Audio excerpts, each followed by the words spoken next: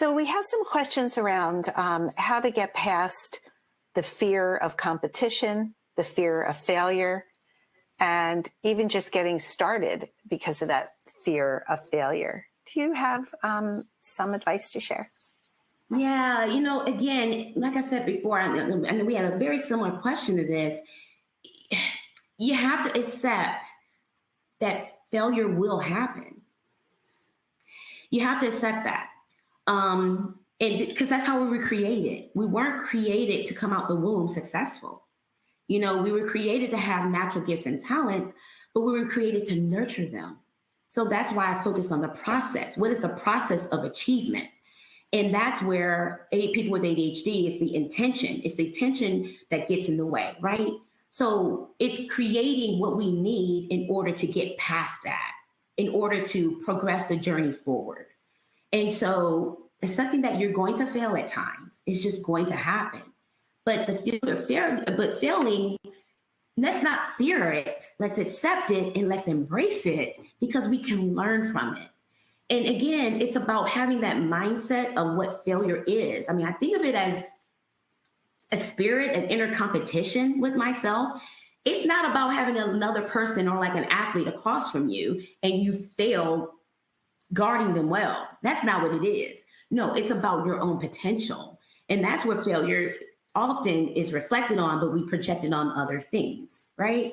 So it's really internalized, and it should be internalized so that we can accept it, we can work on it, we can actually know what tools and resources we need to learn more how we can, overcome failure to reach the goal. But it's different for everyone, and that's what makes it so complicated. And that's why I know this question is a very good one, and it often comes up because oftentimes it gets in the way of our greatest achievements, the things that we know we're capable and able to do.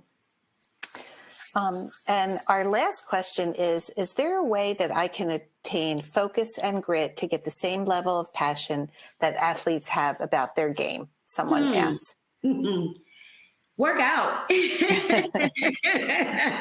don't have to be an elite athlete to do this, but eat well, sleep well, and like I said, have the mentality that you have to exercise. You have to. How long can we go without eating and sleeping? We can't. How long can we go without exercising? We can. But if you change that perspective and knowing you have to do that, that's going to naturally get you that grit. And that's going to naturally want you to be able to go on that journey and perform at your best. Because the natural things happen along the way. You release that dopamine, you release the norepinephrine and adrenaline. The body heals. That's why runners are I'm in Houston, runners are so addictive to running outside. They don't have to be an athlete, but they run every day because of how they feel, what running makes them, how they feel after, right? Write down and remind yourself how you feel after you accomplish that 5-mile run exercise that you do.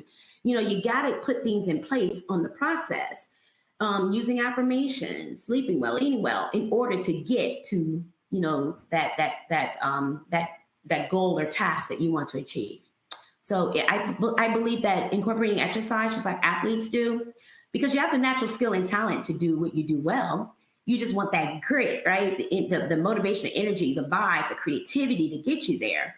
And I think that using our natural abilities and what our brain and our bodies are designed to do, exercise can really help us get there quicker.